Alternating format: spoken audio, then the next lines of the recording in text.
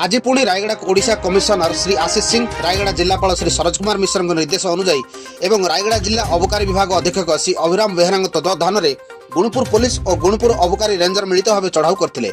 गुणुपुर विभिन्न अंचल में चढ़ाऊ करने समय 4 गोटी मामला चिन्हट सह 65 लिटर आईडी लिटर सह एमएफ वाश 750 लिटर एवं डिस्टिलेशन उपकरण जबत सह 3 जन अभियुक्त को एक यूसी मामला रुजु कर कोर्ट चालाण कर समस्त उपकरण गुड़िक घटनास्थल ही नष्ट कर तेज केउ स्थान में बेआईन भाव मद कारबार होउछि से नहीं पुलिस विभाग पक्षर अधिक खोलताड़ जारी रही।